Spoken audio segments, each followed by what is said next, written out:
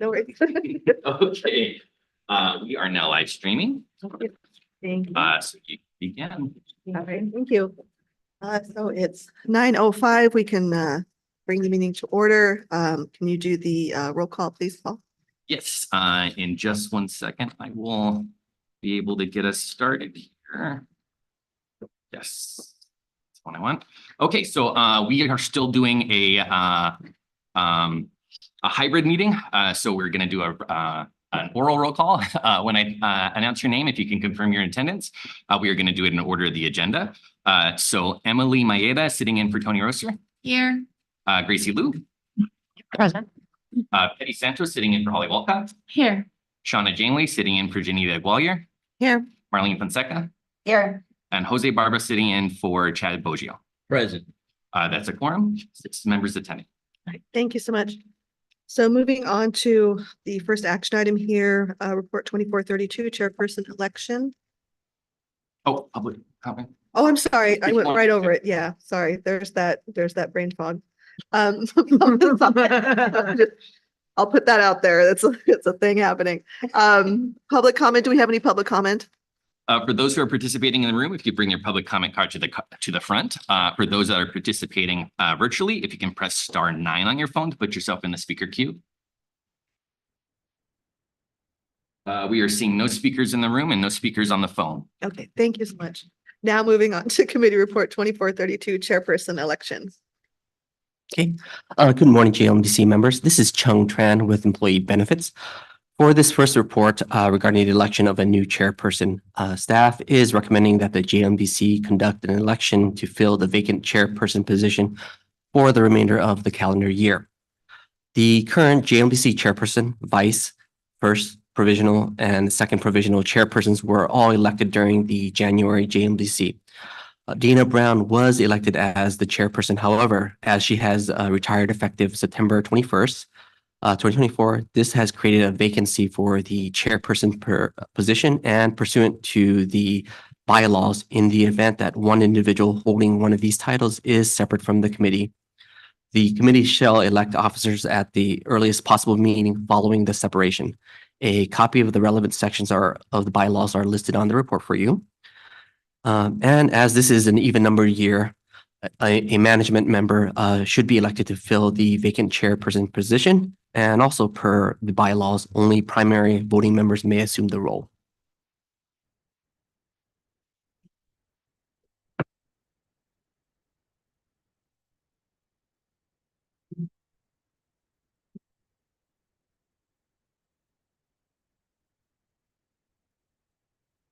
So remind me how we do the process.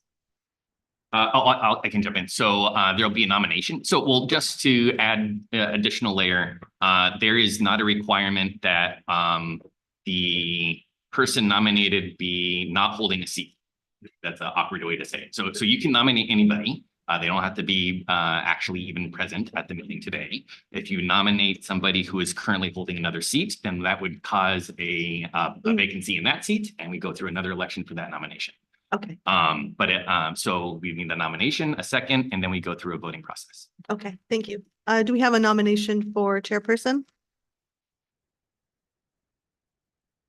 I'll nominate Gracie Liu. Miss Gracie Liu. If she's willing to accept the position.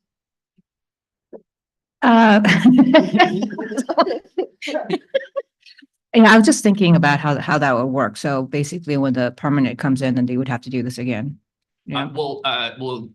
Yes, technically, but this is only for this calendar year. So there's really a nomination for the meeting in November, the meeting in December. Oh, perfect. In December, we're going to do this all over again for 2025. Sure. Thank you, Marlene. I accept your nomination. Thank you. All right, we have a motion and a second.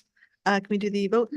Sure. Okay, so we are going to go in the order of this sheet that I have on the screen, which is in alphabetical order by union, by organization and union. So we'll start off with Jose Barba, your vote. Yes. Jose votes aye. Marlene Fonseca, your vote. Yes. Marlene votes aye. Shauna Janeway, your vote. Aye. Shauna votes aye. Then going over to the management side, Petty Santos, your vote. Aye. Petty votes aye. Emily Maeda, your vote. Aye. Emily votes aye.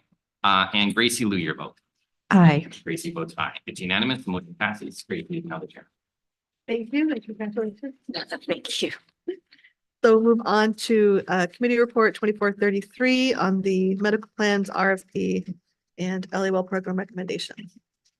Sure, I'll start off this report with a little bit of background as to how we got here. The committee a while ago actually had taken an action to create a subcommittee for medical plans for us to look into or for the subcommittee to develop a decision on whether or not to go out to RFP or to extend the existing contracts for medical plans with Anthem and Kaiser for additional years. This was a result of us going through an RFP selection process back in 2022, making a selection for Anthem and Kaiser on a short-term basis under the understanding that the rising cost of healthcare has been constant and it's constantly increasing at a path that seems unsustainable. There was an opportunity at that time or objective at that time to look at what healthcare was going to be over that 2-year period and see if those costs would subside. The conversation at that time was also assuming that this was a temporary increase that we're experiencing year after year due to COVID costs. We have seen the costs rise repeatedly with no decline whatsoever year after year. So the ad hoc committee was formed to kind of look into and evaluate whether or not we wanted to start this process all over again and go through a medical RFP or to try to continue. As part of that process, as we talked in this committee before, the subcommittee, wanted to issue an RFI to understand more information of the options that are out there and all the other things that we're looking at. And I'm going to have our consultant Keenan go through the RFI process and results. Good morning, everyone. Megan Gardner with Keenan, and I'm joined today by Terry Graff, also with Keenan, and our Chief of Underwriting, who is joining us virtually on Zoom, Tom Edwards. We went through an RFI process. The ad hoc subcommittee put together a very thoughtful questionnaire and that included variety of areas of impact for your medical plans to explore things like pharmacy changes, plan design changes, funding arrangements, the whole gamut. Nothing was off the table in the RFI process. RFIs are a little bit less formal than an RFP, so it was an opportunity for us to ask a lot of different things from a lot of different carriers. They'd had no obligation to respond if they didn't want to. And it gave us the opportunity to really kind of look at what the world could look like with respect to your plans. We did have some guardrails in there. We asked some very specific questions pertaining to the city's plans, but then we also asked a lot of what ifs, what do you have, so that we could understand the opportunities that were out there. The RFI was actually a very good exercise.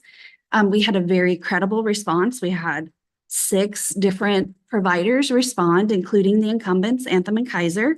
And that's very telling. I think in a subsequent RFP, we could see those same respondents, participate should the committee decide to go that route. All of the respondents agreed that, plan design would have an impact to rates, varying degrees of impact depending on the plan design changes that the city could consider. But not every respondent was able to provide us with illustrative rates. They weren't obligated to. It was nice if they did. It gave us a perspective when looking at your current plan alongside what those illustrative rates could be, but not every carrier did provide those illustrative rates. We did see some best practices and some things that were very intriguing in terms of pharmacy and wellness and condition management that we would keep in mind for future programming. So that was very helpful as well. We do feel that there was enough of a response in there to that our sense to address cooling is probably a credible direction that we want to look at in the RFP. And then we also did get some additional quotes for plan designs that you don't currently have in place, such as the high deductible health plan. And that was very informative and educational for the committee as well. We looked at those. And some did provide some illustrative quotes for that, and there could be some potential savings there. However, the committee was very, very concerned about education with those plans. As you know, high deductible health plans are not for everyone. And so we did also ask about education initiatives surrounding high deductible health plans so that folks understand what the plan is, what it means for them and their family. We did provide a high-level summary with the report. I think the actual RFI itself and the questionnaire was included because there was illustrative quotes and there was some proprietary and confidential information in there. We couldn't provide the actual impact, but we did want to provide a roll-up and a summary for you all to consider in the different areas to the extent that we could, providing a range of impact. For example, plan design, we did see some plan design illustrative quotes that provided an increase depending on what benefits were recommended to be added, and then also some that provided as much as a 20% decrease depending on the plan design change that was recommended. That could be things like change to the emergency room copay, a change to pharmacy copay. That could be a change to primary care provider copay. On the PPO plans, that could be changed to coinsurance from 10% to 20% on an in-network basis. So we did see quite a range with respect to potential plan design impact for the city to consider. On the pharmacy front, the city's plan is fully insured. And so we did ask a lot about carve-outs and specific strategies, but on a fully insured basis, every respondent agreed that their pharmacy practices on a fully insured basis are what they would proceed with. We explored other funding arrangements and self-funding and kind of captive questions and internally, and those types of funding arrangements would probably have a little bit more teeth with respect to anything that we wanted to do on pharmacy and fully insured environment. It's just not a good option at this time. We did also ask about plan audits. That is something that the city is very interested in and that, we recommend as a good practice to the extent that we can. The responses did vary also widely depending on the carrier as to the level of auditing that could be had, especially in a fully insured program. There's a little bit more options for those on other funding arrangements, but there is something there and it's worth exploring as well. Cost management strategies. This is where we did see some things that were very intriguing, and also for on a condition management basis, but also on those funding arrangements, there are different areas to explore. However, we understand that the city is fully insured and they have been fully insured for a long time. But there are some kind of hybrid things that we can do to help the city in terms of cost management and maybe getting to some of those plan audits and pharmacy changes and what have you. We asked about refunding contracts. That's something I think we've asked about in every RFP is to provide options of what that would look like. We did get varying responses. There is one respondent that said they do not provide those at all. They are only fully insured. So that was very interesting to us. But on the whole, those that did respond provided an option for a look at a refunding contract, which the city has had before. It's a little, but it's been many years since that has been in place. Illustrative proposals, we asked about certain scenarios for certain plans. For example, the full network HMO plan, which has a very, very low enrollment. What would that look like if we were to grandfather that plan, perhaps migrate it over into a much larger enrollment of the narrow network select plan and, take over or bring in an HDHP alongside a PPO plan. So we asked various scenarios for what a programming menu could look like and plan offerings. And we did see some very interesting looks in those illustrative proposals with the understanding that not everybody who responded provided one. We had a subset to look at, but the scenarios did yield, especially with the ones that included the high deductible health plan, some potential for some significant savings based on certain migration assumptions that ranged from a decrease of 8% on all and to as much as a decrease of 24%. So that was quite interesting. But again, we caution high deductible health plans are not for everyone. And that's why we did ask about those education programs, because we wanted to ensure that they also were able to set those programs up for success. On the pooling point, we did ask about custom pooling points.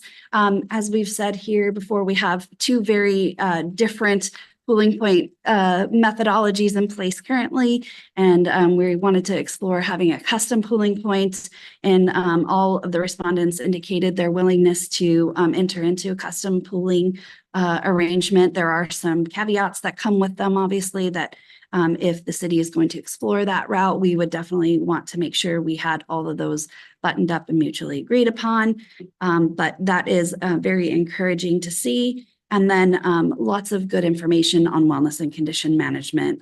Overall, the respondents did say that they would be very willing to provide credible binding quotes in an RFP process should the city choose to go that route. And with that, that wraps up our summary. I'll turn it back over to Paul. So the result of the RFI, at least the subcommittee identified that it did support kind of a lot of the factors and actions that the subcommittee was looking at and making a determination to move forward. It was not the only items the items asked were not the only items the subcommittee was looking for. There was identified 16 different factors that the subcommittee was going to evaluate in determining on how to move forward. Some of those factors included action to be done only through an RFP, and some of those factors included actions that could be done outside an RFP. All of them were under the guise of looking at how to stabilize cost. So I'm going to go through each of them somewhat quickly to identify what the objective was of the factor and where the subcommittee found on their action to move forward. Definitely stop me and ask questions if you have any as we go through this. So the first one out of the 16 items was to perform a dependent eligibility verification audit or a DEV. The city, our LA Well program lasted this in 2013. Through doing that action, we removed quite a number of ineligible dependents and saved the plan a few $1 million, but it has not been done since then. It was a very labor-intensive process. It was also not a popular process. Through regular action of employees, when they add their dependents, they are required under the plan rules to remove them when they are no longer eligible. So in the instance of a divorce or ending a domestic partnership, they're supposed to do that immediately, but people forget. So this process is a help to identify those actions and remove them for coverages that are ineligible. We talked about the physical ability to do so. And the subcommittee identified it might be good to evaluate options in doing a DEV and to understand the better way to move forward. And then also to set up a frequency of doing it on a regular basis. So to do it like every 2 years or so, instead of having this long 10-year gap or other period gap. So the recommendation and finding of the subcommittee on this aspect is to also kind of issue or develop an RFI to understand the options of perhaps getting a third-party vendor to develop a DEV process for us, or to look at our options and doing a DEV that will be able to be done on a regular frequency with our current resources, such as staffing and third-party. The next factor was revised dependent enrollment requirements. This concept was our employees are essentially enrolled in an honor system. They tell us an event happens, we enroll them right away. Then we ask for supporting documents to be able to prove that relationship or that event happened. In some cases, the individual doesn't provide their documents at all. And so we drop the event prospectively, so they have coverage for that period of time or a short period of time, and they don't have coverage anymore moving forward. The subcommittee looked at this in the guise of maybe being able to maintain costs by not having this that circumstance happening and looking at different ways to arrange things. But the subcommittee did identify that the actual occurrence of this and the cost is very minimal. It's not really impacting the overall large scale costs of the plan operation. And that making any change wouldn't really make an impact to cost or to the and really not have a positive impact on staff. It would be a larger administrative burden to try to change our process. So the recommendation on item number 2 is to not revise any enrollment requirements for the current plans. Number 3 is eligibility rules. This concept was looking at when a member is eligible, how a member is eligible. The city adopted decades ago the minimum hours requirement for an employee to have a minimum number of hours to be able to be eligible for benefits. It's not just that you're actively employed. That was a budgetary factor to make sure that employees who are employed but actually working or getting benefits, not that they're employed and they never come to work and never continuing to provide that subsidy. The other aspect to this was just the overall concept of how that function works. Separate from this action, a committee action was taken back in earlier this year, actually, for the staff to look at changing the timing of eligibility, not the overall eligibility rules themselves, but to be able to get new hires to make their offers sooner than we currently do on day 1 is the concept. And that was moving separate from this action. So the subcommittee looked at everything and determined that since that is already moving on its own, that's the only, that action is already being progressed further, and there's no further action to take. Go ahead. Just on that one, when did we decide that was going to go into place? So the original plan was to bring back a report actually at this meeting, along with a presentation of how the hiring process works in Workday. With everything going on with Workday and other things, we have not been able to resurrect or move that forward. But the overall trajectory that we were going with was looking at the Workday system as the vehicle to be able to have information in it sooner and have that be the catalyst with a minor change to our rules to be able to have an employee who's brand new, have their data in the system and all of the things we need to make an offer is there at the time that they start working. Is it So- possible for January, maybe? Possibly, it might be. We'll try to get it by then or sometime around then. But it will be at least the way we're looking at it, it's probably going to be a multiple step action. We want to definitely show the committee how the hiring process works, what can and can't be changed in that hiring process, where we can get data and what's feasible for us to do. Thanks. Okay, then the next factor, so factor number 4 was to change the cash in lieu incentive. The concept here was that cash in lieu potentially could be a saver of overall premium. If somebody has qualified medical coverage, that's the only way our cash in lieu works, is you have to have a qualified medical plan that's under ACA qualified as an employer plan or equitable. The city would be paying a smaller dollar amount than having that individual also covered on our plan. And arguably in that situation, they already have dual coverage.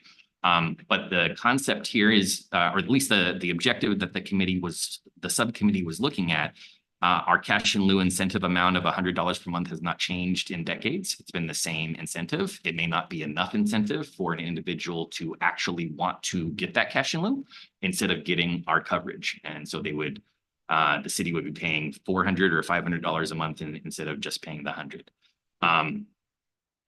There's a lot more to kind of look at why or what kind of would be the incentive moving factor to try to get somebody who has qualified coverage to use that coverage instead of using ours. We hear, at least staff hears from a lot of members, sometimes they want to be able to use dual coverage for a very nominal reason, just because maybe they want a free copay and they don't really have any other intents of using it. It is difficult to use dual coverage. So this topic did have a lot of interest in what could be possibly done, what would be the moving factor to identify if anybody does have this eligibility, why they aren't taking advantage of it, what would be that pushing point for them to be able to do so, and whether or not that would actually be a cost relief on the plan by having those people move if the incentive changes. So this was identified as an item to move forward for more research and more discussion of what options might be available and what things to consider in changing the cash in lieu incentive concept. And so it's a recommendation for staff to do more research and come back with more information and more reports on options. The next factor, number 5, was the narrow network versus the full network. So our full network is a grandfathered network. It's grandfathered in word that I just said. It's not grandfathered in concept. It is a network that the city attempted to remove from the menu quite a number of years ago. But that was fought in protest from employees, and employees wanted to retain the full network and not lose that option. The full network is an HMO network that provides doctors throughout all of California. When the plan introduced the narrow network, which only provides doctors in Southern California, a lot of those employees that were in the full network at that time saw the loss of their plan as being a loss of seeing their doctor, even though their doctor may have been available in the other network or another option. So the city at that point, through administrative code and through MOU language, adopted an action that says that if an employee is in the full network plan, they can only be subsidized up to the amount of the narrow network.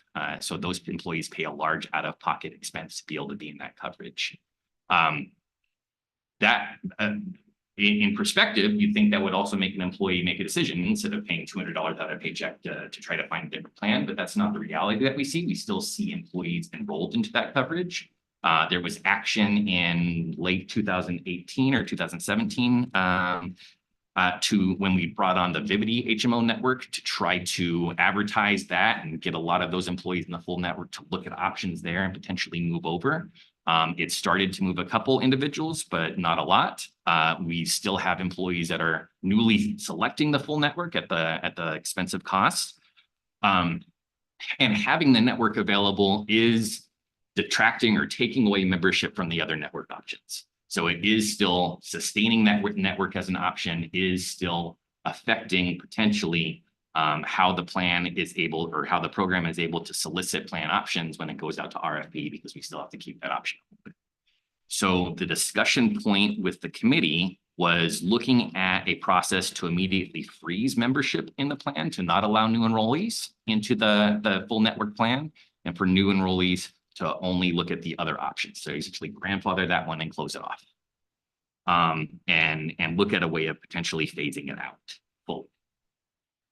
So the recommendation is to go forward and in the RFP itself, to include this item identified as it is going to be capped for membership and potentially phased out over a short period of time moving forward. Item number of city employees that affects. Right now, it's 110 employees Got it. that are currently enrolled. Got it. We see it's odd because it seems every year during open enrollment, we see a couple people leave and then a couple new people come back on. So it's pretty stayed static over the past decade or so. And the efforts to educate those individuals about their options and other plans have been ongoing. So they do know that their provider that they're currently seeing may be in other networks. Some are just choosing to stay. And just to add more color too, right? Our HMO structure is the same across each of those plans, right? So the copay is the same, the deductible is the same, which is 0. There is no difference in the narrow network versus the HMO network outside of the premium cost and the physical location that they're going to, and they can go to that location in a different way. For sure, it's just understanding what that option change means. People don't like change. Item number 6 is weighing the importance of provider loss, and that kind of segues nicely. We have done our medical RFPs for the past couple years or past couple attempts at trying to focus on making sure employees, exactly that same concept, could maintain access to their doctor one way or another.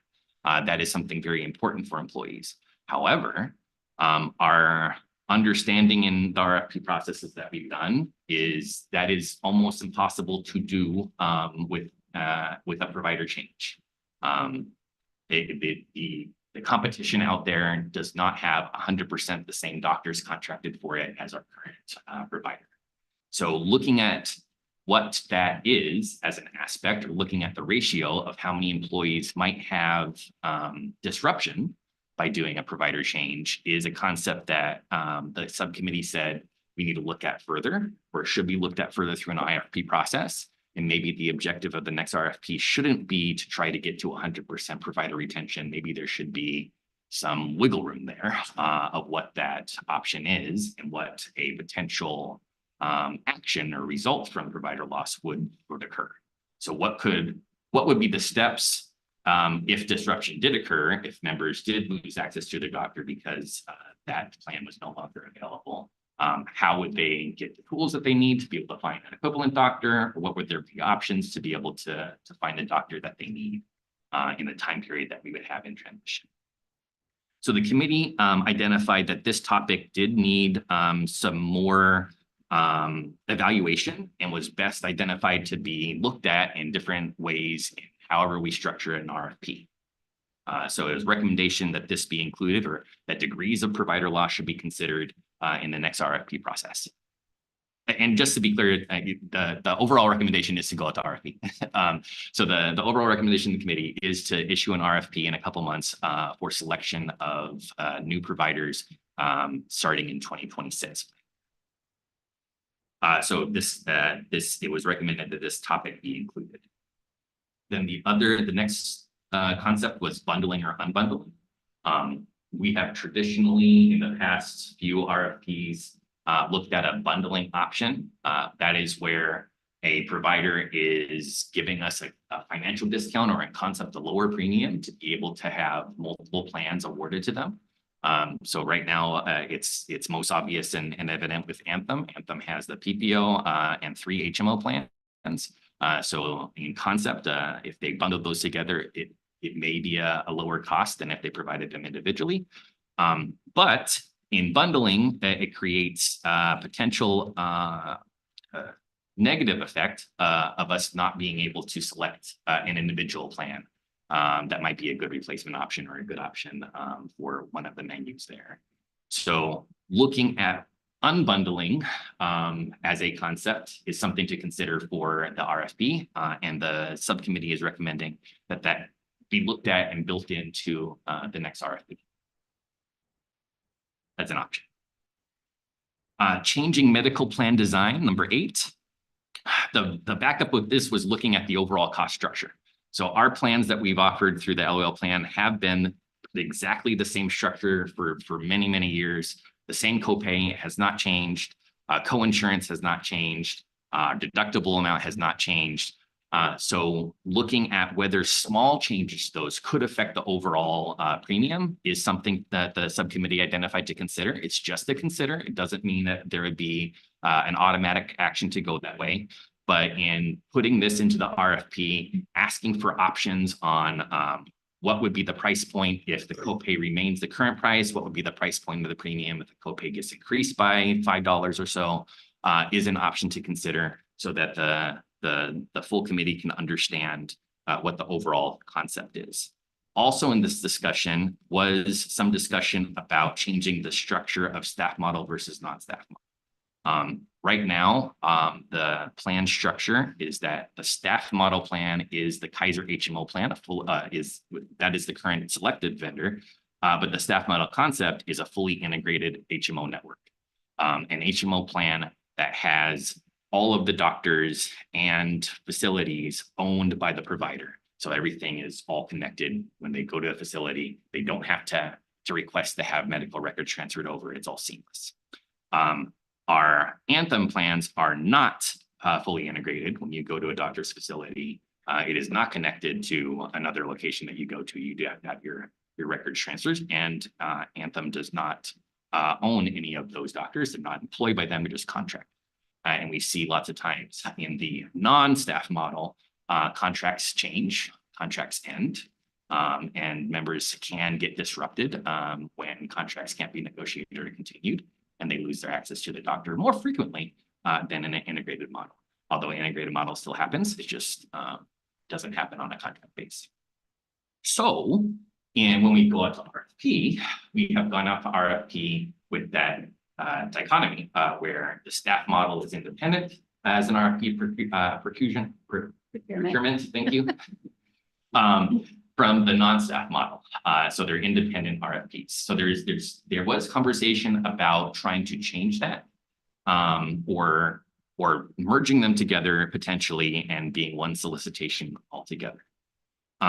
Overall, the decision on this so far was to look at options in the next RFP and look at options for the development of different cost structures for copay, deductible, all those options.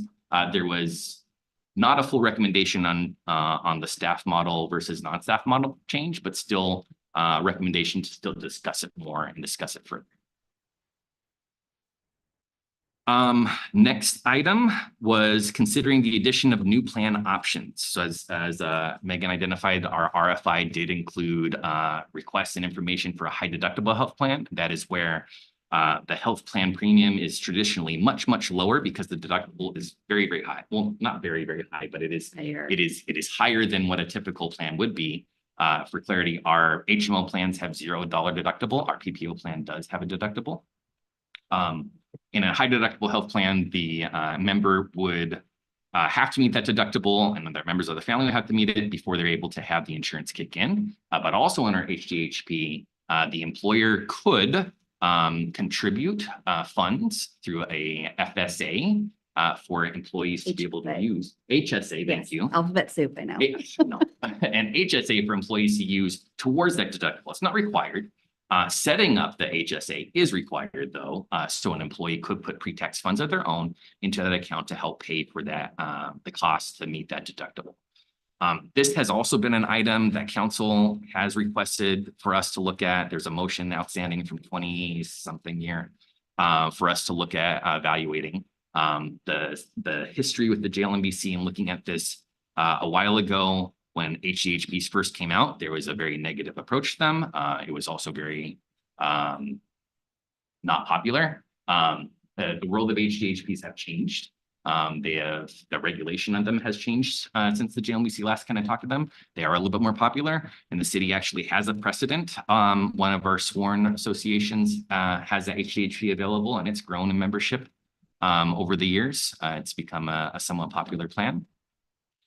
So the finding of the subcommittee was to look in considering this option as well as potentially other plan options as either an additional plan or a replacement plan for the existing menu. And so to add that into the RFP development. Number 10, we're almost done. Doesn't seem like it, but we are. Annual physical or preventative services requirements. Our plans do have zero cost preventative services. Utilization of those services is completely voluntary by employees, and use of them varies. Arguably, I think we've heard reports that it's somewhat low, but not abnormally low. It's consistent with employers. But what's been discussed a lot in the committee has been trying to get employees to use those preventative and wellness services to identify issues, to take care of them quickly, and to prevent other illnesses and serious conditions that cost the plan a lot more money over time. So this concept was to incentivize or require employees to participate, either by giving a financial benefit or some sort of other requirement to have them go to this annual checkup each year. The committee identified, or the subcommittee identified, that it didn't seem feasible or practical to require that that's time. And so there's not a recommendation to move that one forward. Changing prescription drugs, number 11. Megan talked about this a little already, looking at our drug costs when we have the health plans come in and talk about the overall cost and utilization. Drug care is always one of those spiked items that is a mover of costs overall.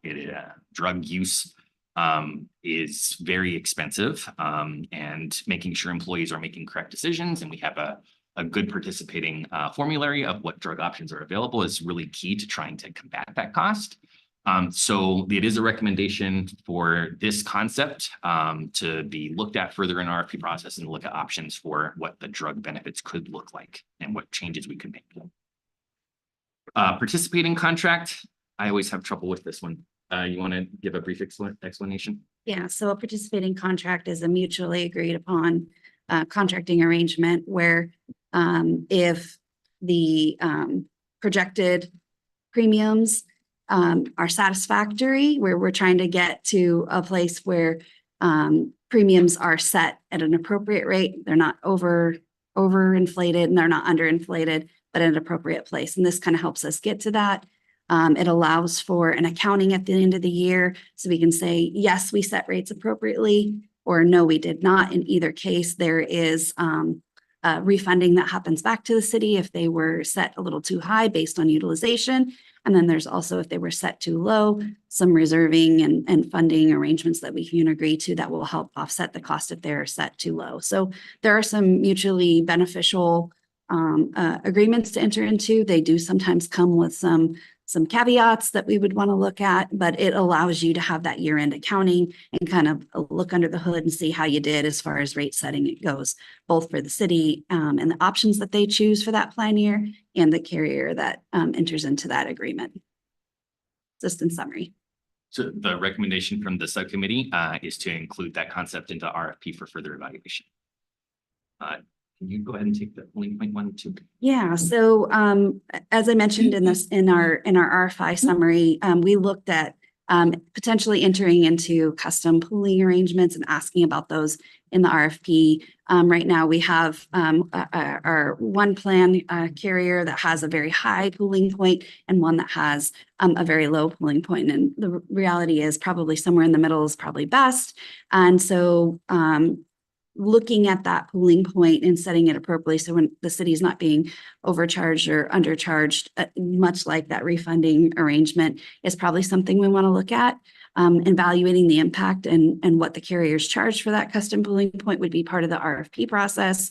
And just making sure that the city's making a good choice with respect to what that pooling point is. Right, and so the same recommendation is to include that into the RFP as an option, and then one to the capitation one to his last one. Yeah, capitation audits. In a fully insured arrangement, you have what's called capitation, and it's basically a cost per enrolled member per head that's on the plan to provide the cost of services under that HMO plan. And so you've probably heard Borden, who's not here with us today. He's on PTO, darn him. But he has talked a little bit about ensuring that what's covered in those capitation costs continues to be relevant and adequate for the cost that you are paying, kind of looking at what is included and ensuring that that stays included and it's appropriate for your plan.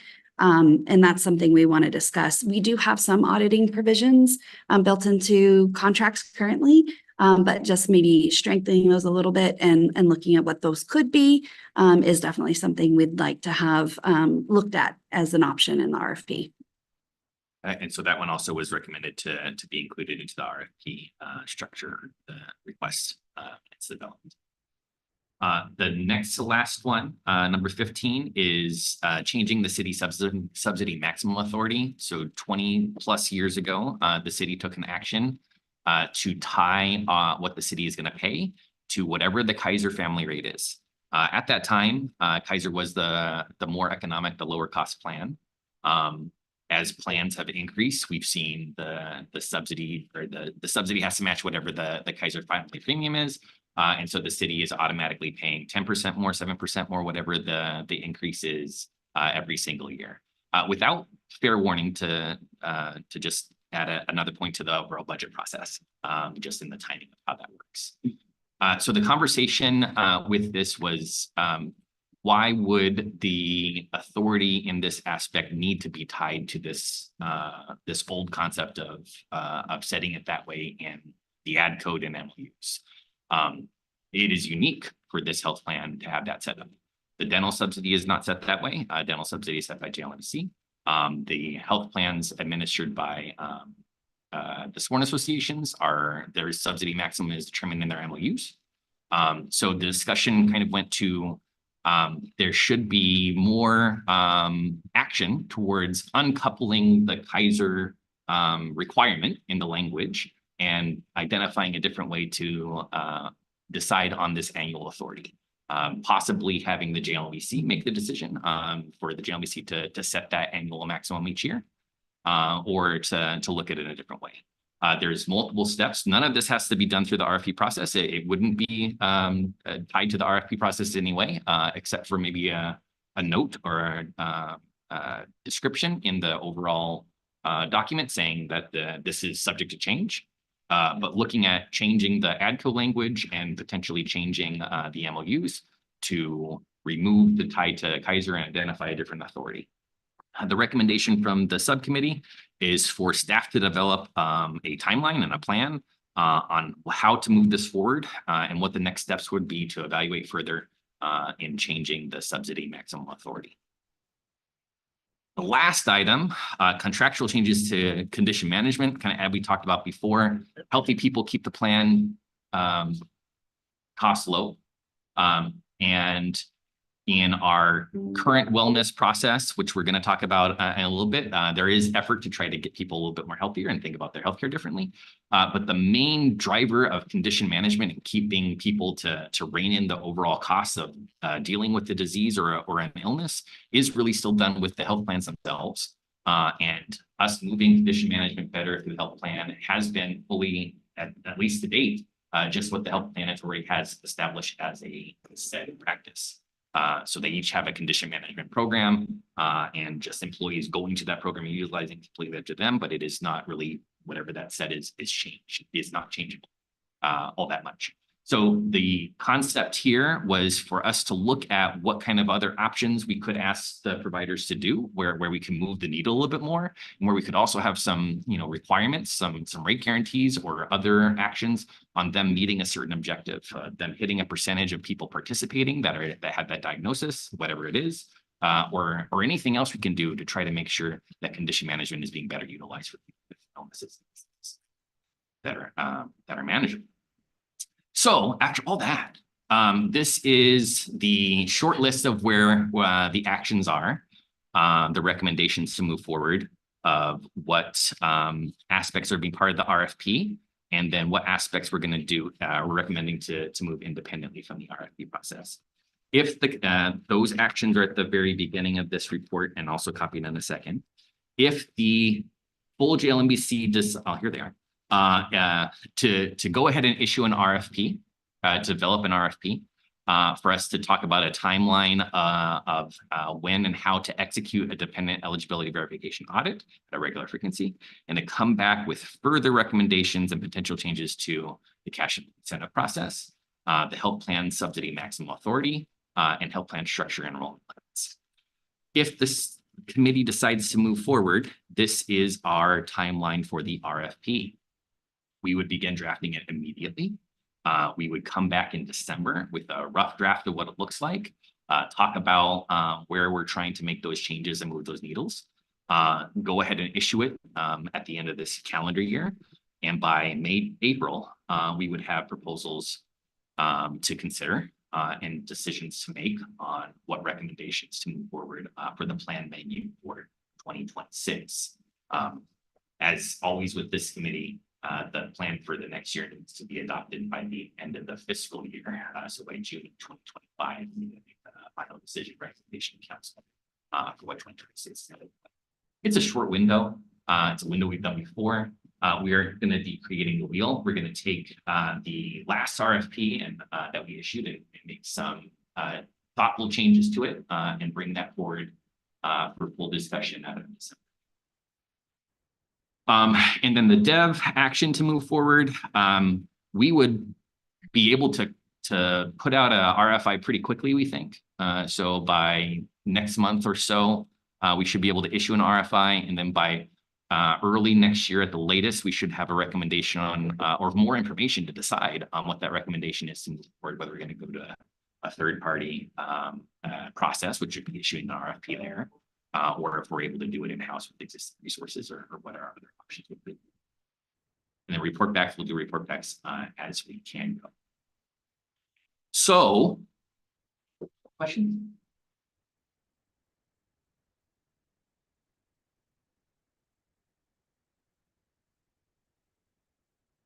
No questions, no comments, thoughts on I know it's a lot to digest.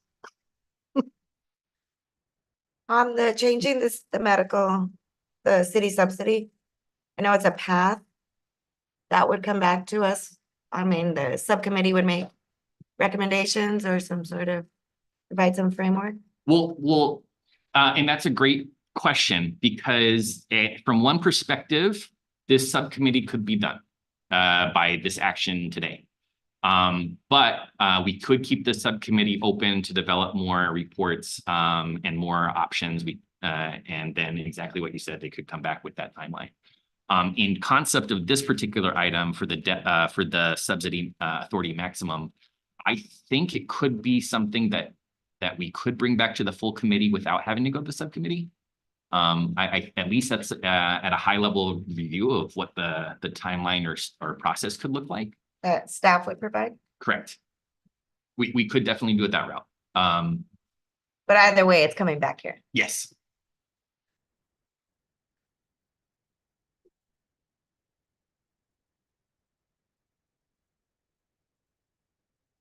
We give enough time in case anybody's formulating anything. Okay, if there's no other questions or comments, do we have a motion from the committee? I move to approve the recommendations under number 4 and accept the committee report. I second. And just to be clear, it's all 3 recommendations, A, B, and C. Got it. Okay. Okay, we've got a motion and a second. If we can go ahead and do the roll call vote.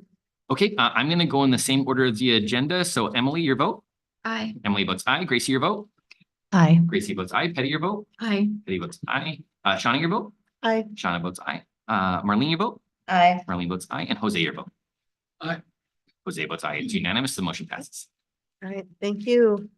Moving on to informational items, we have a provider presentation from Optum. Yes, and I am joined today by Miriam Miller. Miriam, are you on today? Hi, yes, I'm here. Awesome. I'm going to provide just a few opening comments for the Optum presentation, and then Miriam is going to walk you through the very detailed report that we have for you today. Optum has been the EFAP provider since January of 2019. They did replace the Managed Health Network, which was the former vendor that was providing these services. Your EFAP services include a core and enhanced services known as Support Plus. Your employees have available to them up to 5 sessions per incident for themselves and their family members to discuss things like stress, anxiety, family issues with somebody in a confidential setting, both in person, virtual, and telephonically. Additionally, those enhanced services include some work-life services, employee training, critical incident hours and response that are built into your contract. On slide 2, just a quick overview. Miriam's going to go through all of the details regarding utilization and services. But your program does cover currently, at least through our last count as of June 30th, about 25,654 members. That has grown over the last few years. Port utilization is about 4.2%. And you have total EFAP and work-life cases of about 537 at the halfway point of the year. Those are tracking to be consistent with prior years' number of cases, and management referrals is right about the same. The top 5 presenting issues tend to be legal, anxiety and worry, marital and primary relationships. That could be issues with children. I have a teenage daughter, Lord knows, and depression and workplace issues as well. So those are your top 5 as of the development of this report. And Miriam's going to go through a lot more. Miriam? Hi, good morning, everyone. My name is Mariam Miller, and I'm the Senior Client Services Manager from Optum for the city's Employee and Family Assistance Program with Support Plus. Am I able to control? Oh, okay, I'm sorry. And so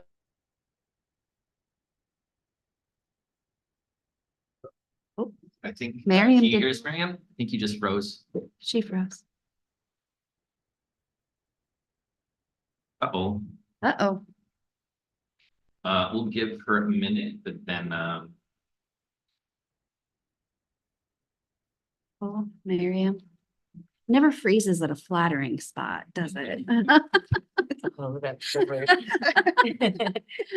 Hopefully she'll be back on.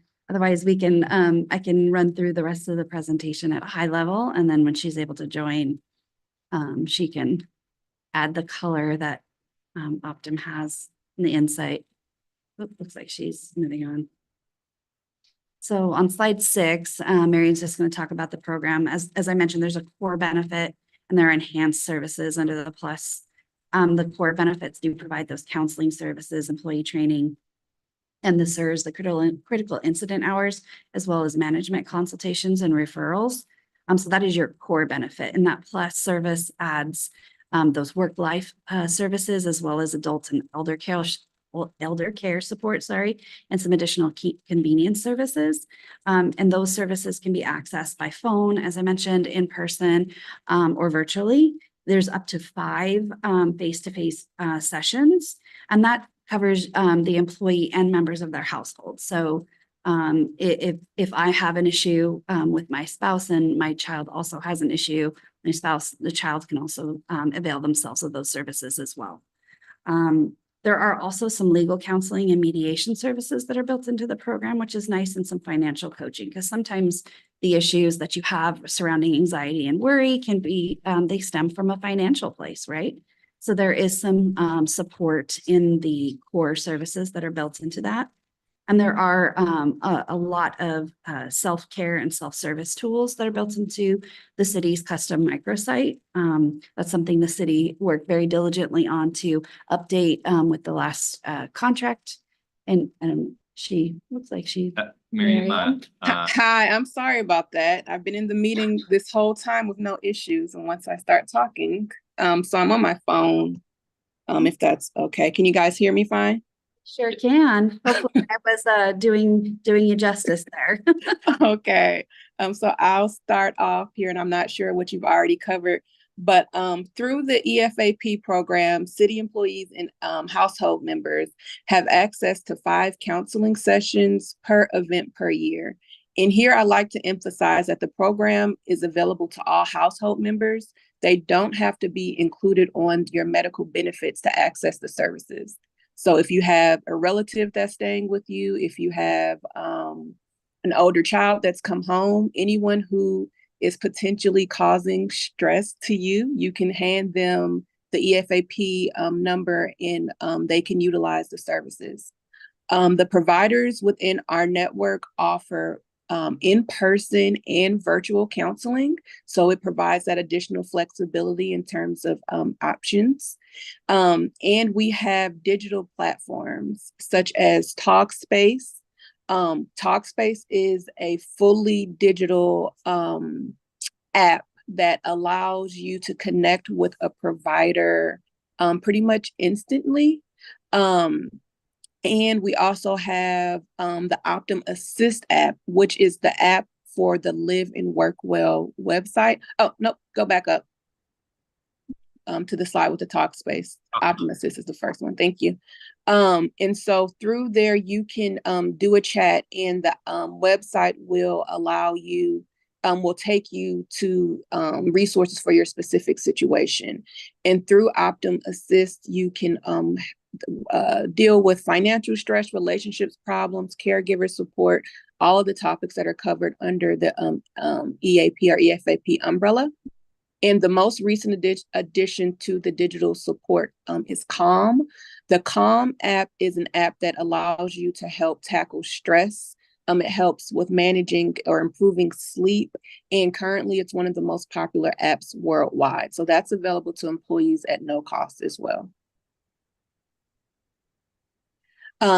Another a website that's available to you is the optumwellbeing.com. And this is an open access website, so no login is required.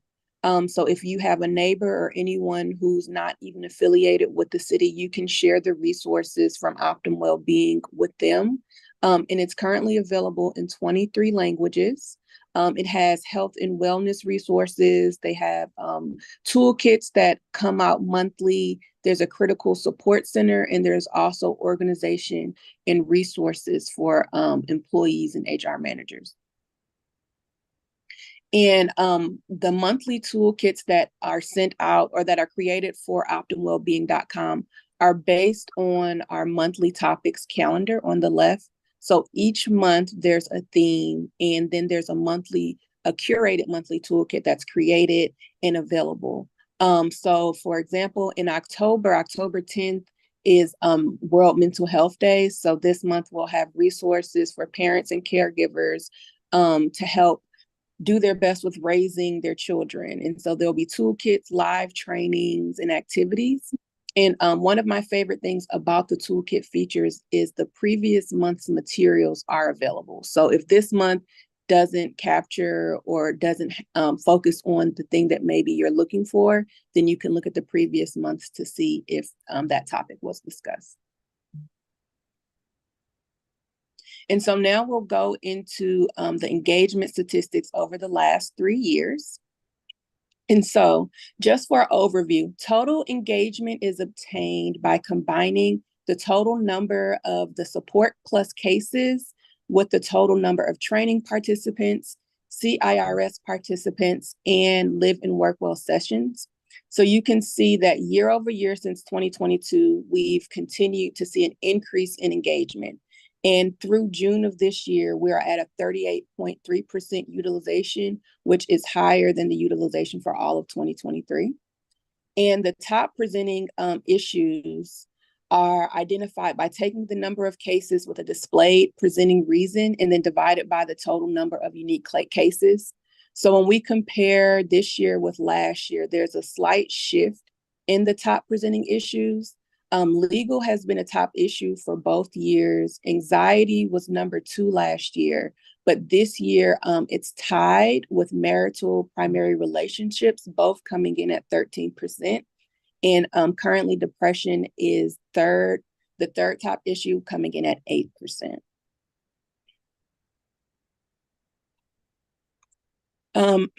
In terms of demographics, we're going to focus on utilization by gender, age, and employee relationships. So for gender, we consistently see more female engagement from males. But something that's interesting about the city is that the males' engagement, although it's lower than the females, it's always higher than Optum's book of business. It's been higher the last 3 years. And so historically, there's been really good engagement for employees over the age of 35. And through Q2 of this year, engagement for 65 years and up is significantly higher than Optum's book of business. And in terms of employee relationships, it's consistent that employees are engaged more with the program when we compare them to their spouses' independents. And so far, the city's employees' utilization is higher than Optum's book of business at 84%, with the book of business being 76%.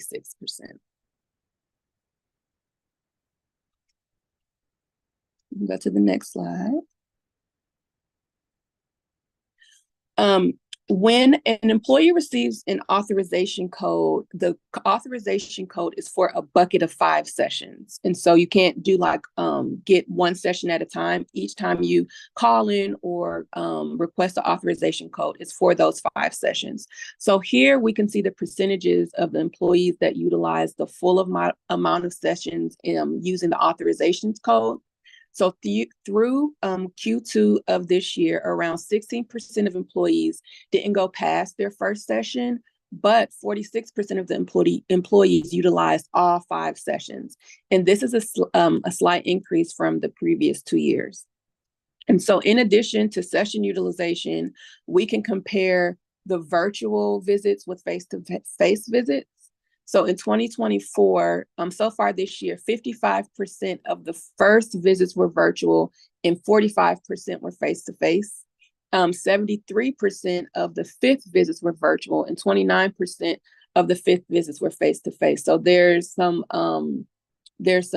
shifts with first time as people go through their sessions in terms of whether it's virtual or face-to-face. We don't have details on what causes the shift, but it is nice to note. And so when we look over the past 3 years, the face-to-face utilization on the first visit has increased. In 2022, it was 25%, 2023, it was 33%, and through Q2 of 2024, it was 4 to 5%. But the utilization for face-to-face on the 5th visit has decreased. Virtual visits are higher than the previous 2 years for the 5th visits at 73%. And then also, in terms of Talkspace registrations, through Q2, we had 7 Talkspace registrations. But something to note about Talkspace is that when it was first introduced, a lot of providers weren't offering the virtual sessions. So we may see a decline in utilization just because there are more virtual options available. But with it being just through Q2, we can continue to watch that through the end of the year.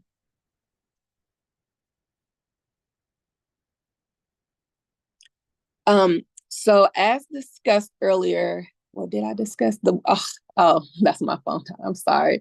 So I'll give the overview of work-life services. So work-life services are a concierge-based services that helps your employees alleviate any stress related to things that they have to do outside of work.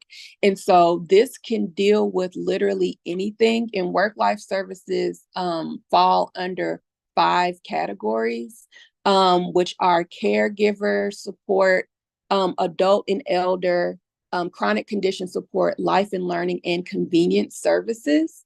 And so how it works is your employee can call into the Optum line. They can explain what it is that they're needing assistance with. For example, if you're trying to plan a surprise party for your partner, and you don't have time to do all the planning, just set some time aside to give the information that you're wanting, and we'll do all of the legwork for you and follow up with you with our results. And so I always say, if you're unsure if what you're needing falls under the EFAP umbrella, give us a call, because it's a really good chance that it does. So now when we go to look at the utilization for the work-life services, in comparing 2024 with 2023, financial assistance, housing, and child parent were top 3 areas for both years. And so far in 2024, the top 5 areas have been housing, legal, parent care, work-life management, and financial assistance. And so management consultations are a really important part of the program. This is where we're supporting managers with challenging employee situations and creating a plan of action. So a management consultation is when a manager or supervisor reaches out to Optum and our Optum management consultant. We have a whole team of management consultants that manage the consultations regarding any type of employee or work-related issue. So that's when we just get that outreach. So utilization typically fluctuates throughout the year for the management consultations. So in Q1 of 2023 and 2024, we received 3 management consultations, but last year in Q2, there were 10 compared to 5 for Q2 of this year. And so we'll continue to watch those referrals, but this is also an area that maybe we can put some additional focus on to let the managers and supervisors know that this is a service that's available to them. And the top areas that we've supported managers in so far deal with alcohol, drug, personal issues, work performance, hostile work environments, and inappropriate workplace behavior. And then management referrals are when a manager or supervisor actually refers the employee to get assistance to address any workplace concerns. And so if you look at the manager referrals, we have mandatory referrals coming in at 90% of all the referrals, and then a special handling referral. And a mandatory referral is when the employee signs a release of information authorizing our management consultants to provide updates on treatment compliance to the manager or the supervisor.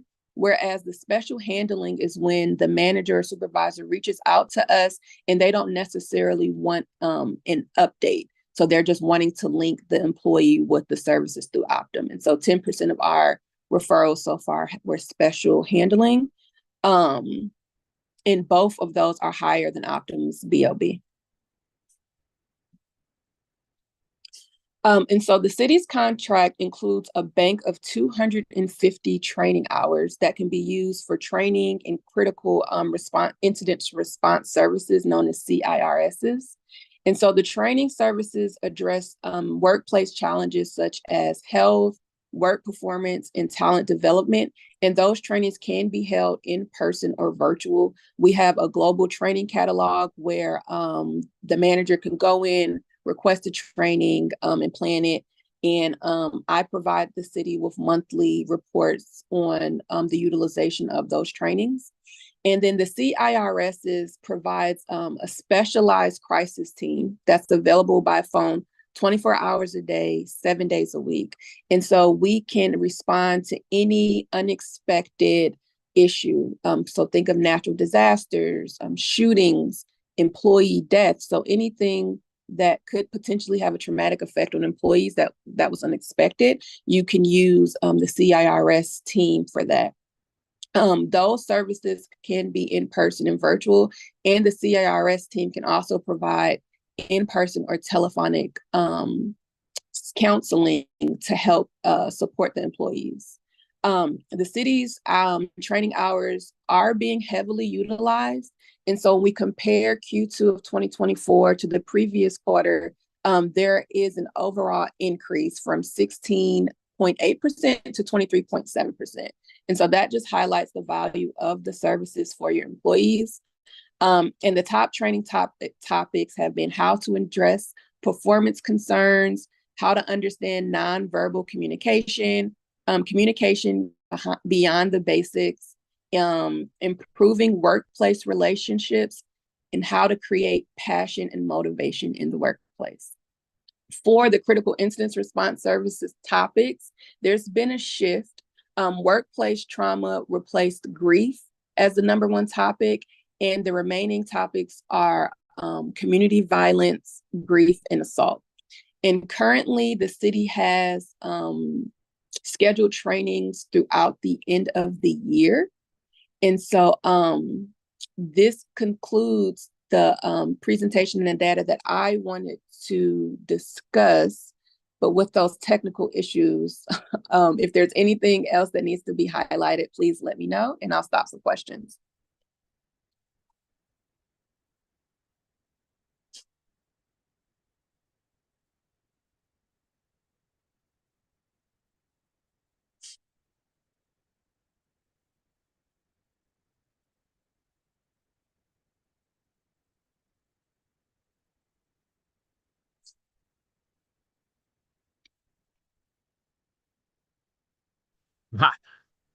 Miriam, there's a question about the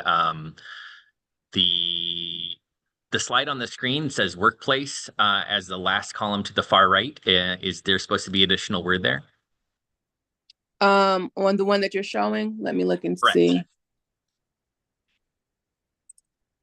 No, workplace is its own category. It deals with any work-related issues. Thank you. I have a couple questions. On this, I'll start with this last slide. Are these trainings that departments are requesting specifically, or is it like citywide training we have? Their trainings. Oh, go ahead. Go ahead, Paul. Oh, yeah, they're trainings that department HR are requesting. So we have contacted key people in each, or key HR individuals in each department, giving them the menu of training options for them to request, because we, under contract, we have a balance of hours to use across the whole city. So that's how we manage it. Okay, so that we don't have to report on which. I don't. Do you have that information, Miriam? Maybe you don't. A report on can you, if went out the end of the question. Well, sorry, on which departments have requested the trainings and maybe which ones haven't? I think we do have the addresses and the locations for each request. I have contact information in the requester. I'll have to see if it has the department detail, but there is identifying information for each request. We could come back with. Yeah.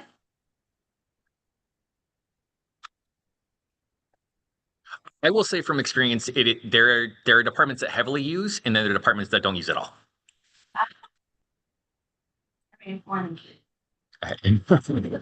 Also on the work-life services, I'm just, what types of things would fall under housing that members are seeking assistance with?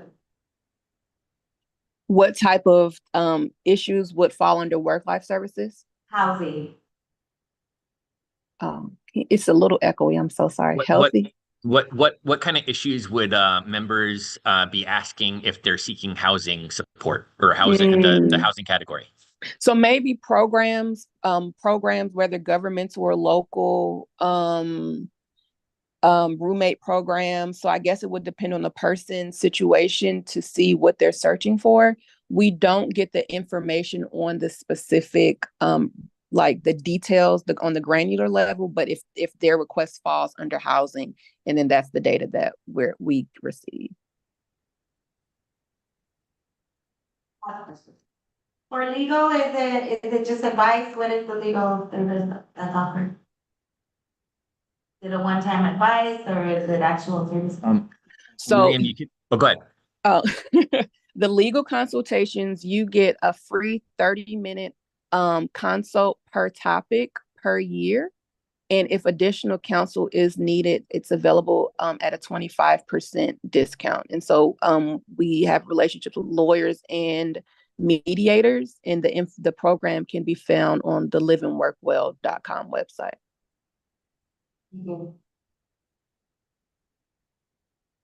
Any other questions? I do actually. The slide under management referral services, can you expand a little more on mandatory? So mandatory would be if there is something that is impacting the employee's performance. Maybe it is a substance use, depression.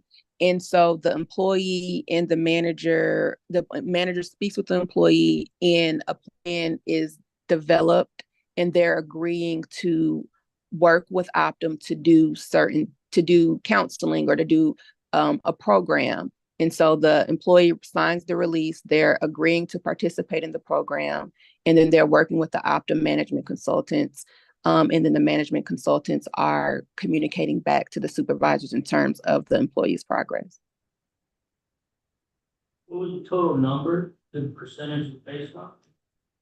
The total number? So the total number of referrals for Q2 of 2024 was 10.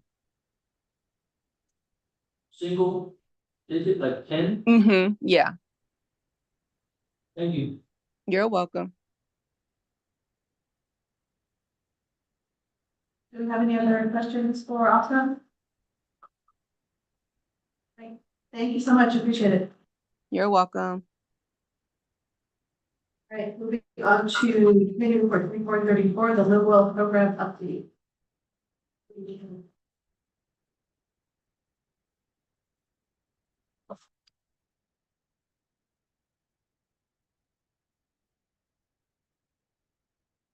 Good morning. This is my first opportunity to address the committee, so I just want to introduce myself. My name is Andrew Torres. I'm a senior personal analyst in the Employee Benefits Division, assigned to the Livewell program. That's the city employee wellness program for half-time and full-time civilian employees.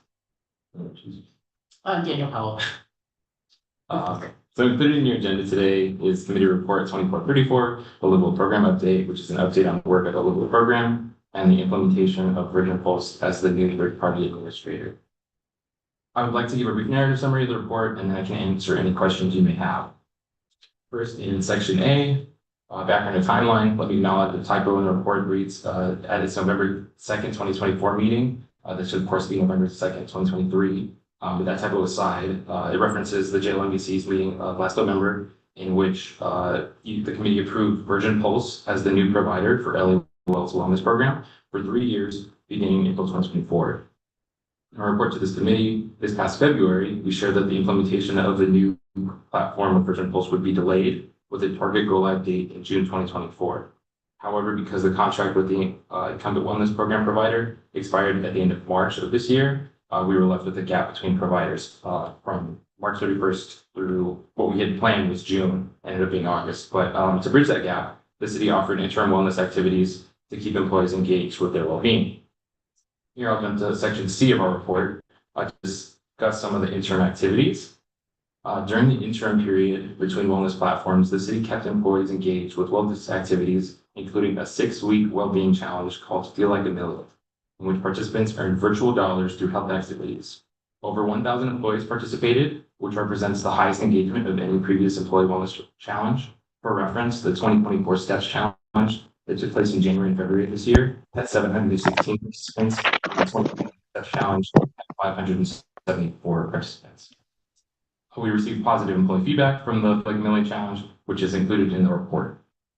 Other ongoing local activities included live cooking demonstrations and live fitness classes on Zoom, in-person yoga class at City Hall East, and pop-up vision clinics with Blue View Vision. These efforts helped, lastly, I want to add that we continue to send a monthly email newsletter. As part of that newsletter, we have made sure to direct employees to Optum's resources that you just heard about, including their monthly toolkits and the Com app, which just came out at the beginning of September. These efforts help to maintain engagement in the wellness program during the transition to Virgin Pulse's services.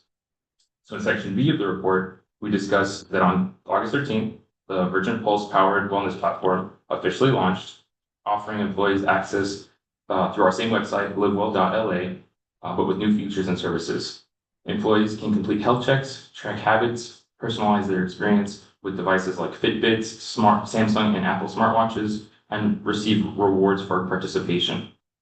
Key new features include personalized health coaching at no cost to the employee, the ability to create custom challenges among employees and departments and different groups, participation with friends and family, and earning up to $30 per quarter in rewards cash. That rewards cash can ultimately be redeemed for gift cards or fitness accessories through the Virgin Pulse store. It can also be donated to select nonprofits. The city promoted the new platform through emails, mailers, and information tables at various work sites, enrolling over 1,000 employees within the first 30 days. On-site support staff are part of the contract with Virgin Pulse, and they've helped with enrollment, and feedback from employees has been positive thus far. Thank you, and if you have questions, I'll be able to answer them. Thank you for that. Do we have any questions?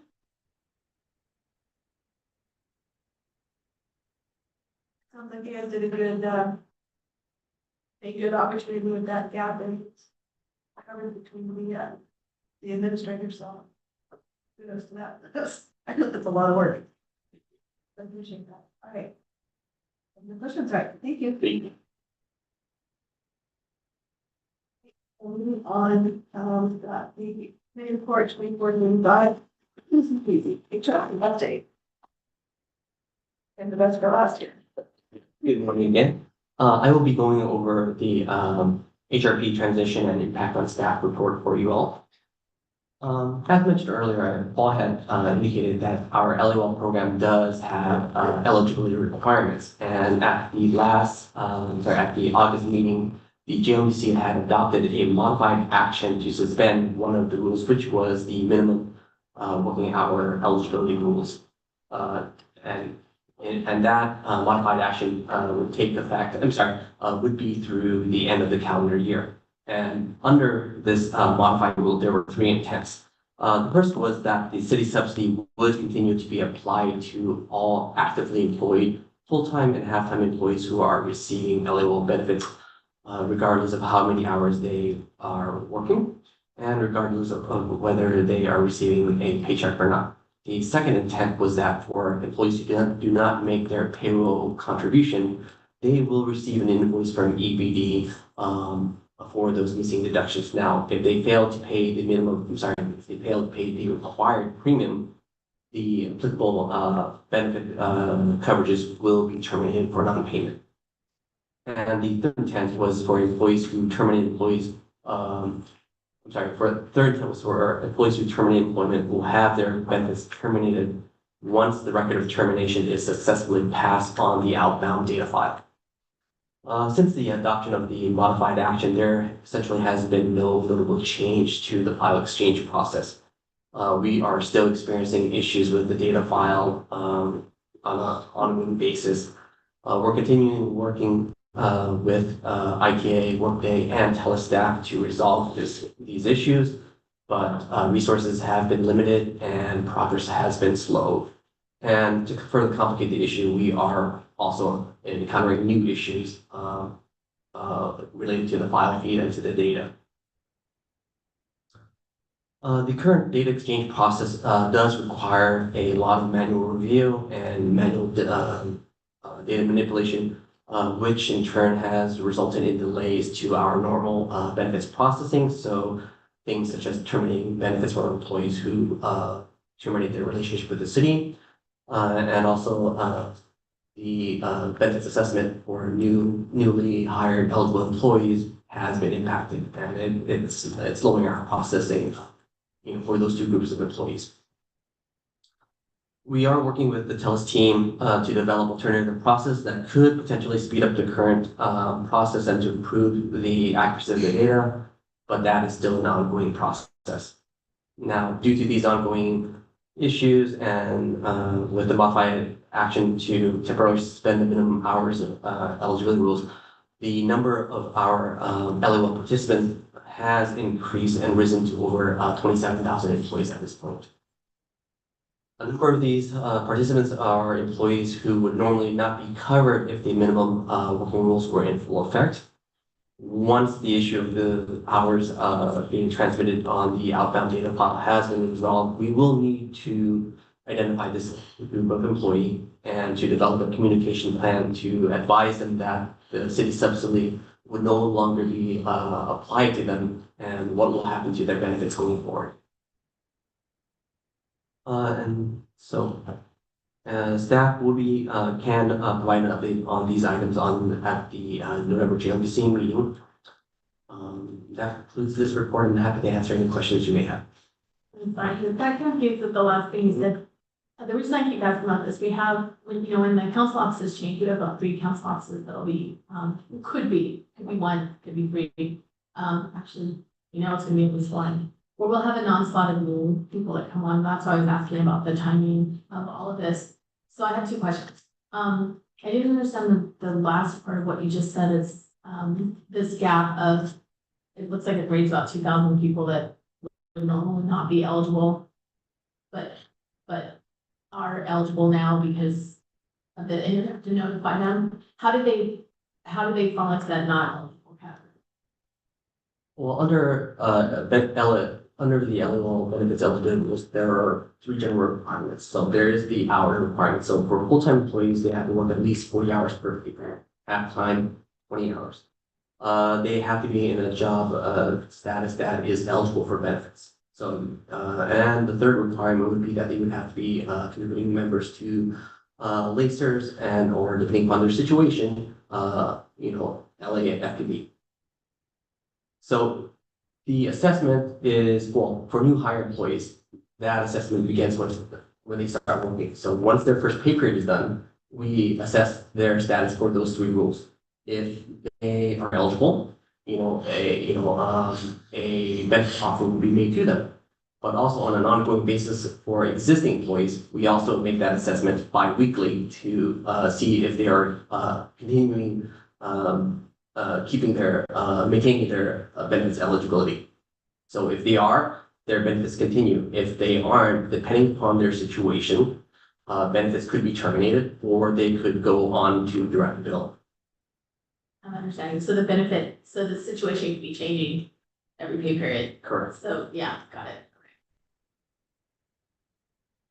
I have another question that I thought, it sounded a little contradictory, but just maybe a little confused. So I get that we've suspended the rules and pretty much everybody should be getting benefits at this point? No, in that because we only suspended 1 rule, which Okay, is. so the other 2 criteria are still in place. So the second part of your discussion, first paragraph, when you say folks are getting billed if applicable, who would that be? Well, so because we're suspending the hours rule and we're really suspending it because the data we can't trust, it is or is completely missing. So there is no one being billed subsidy at this point. People are only being billed when they don't get a paycheck and they don't pay their share of the deduction, which is still a good number of people. Essentially, if So you, whatever what their share of what they should have paid. And just to add more. So, if somebody has an emergency check, no deductions are taken. We also don't see those hours come over on the file.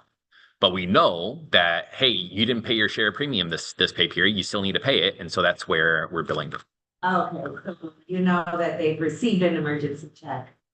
Well, from the data, we don't, but we know that we were supposed to get $5, $10, whatever it was from them through payroll, to be able to pay for that benefit they're enrolled into, and we didn't get it.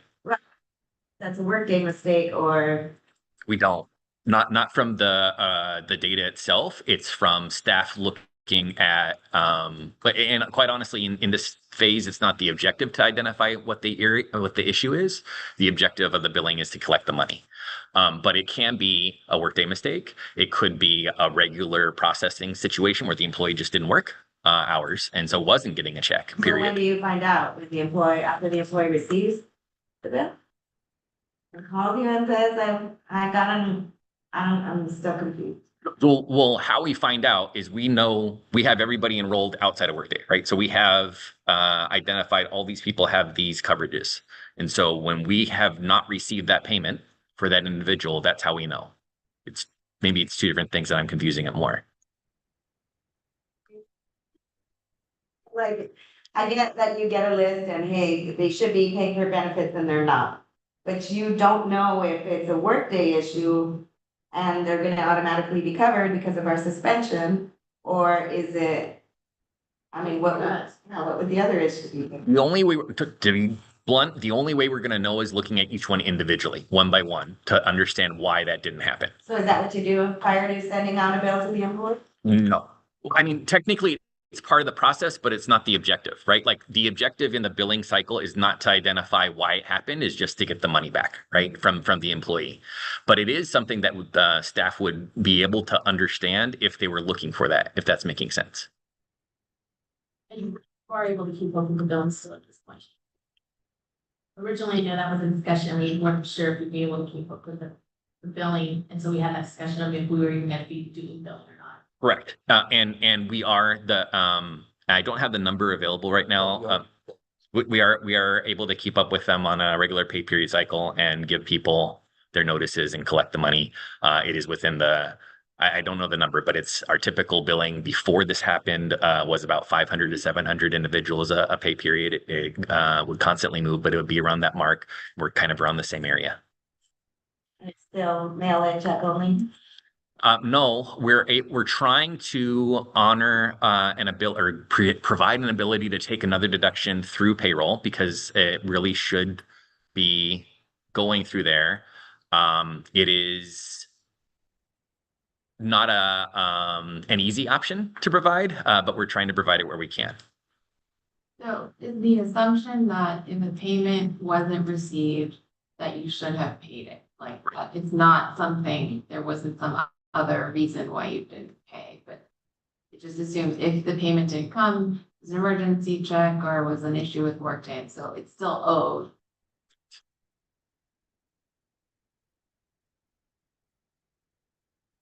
Do we have any other questions from the committee?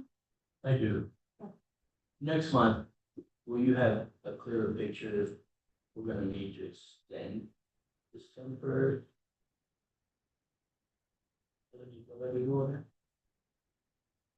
We would hope so, depending on how things progress with the data file and whether we're able to address the issues. To be determined later? We're optimistic.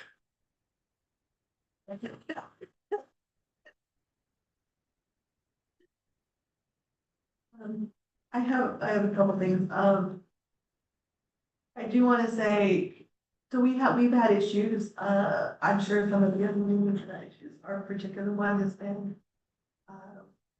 well, the one that applies to this committee is some of the, a portion of the members were this close to losing a particular benefit to be turned out.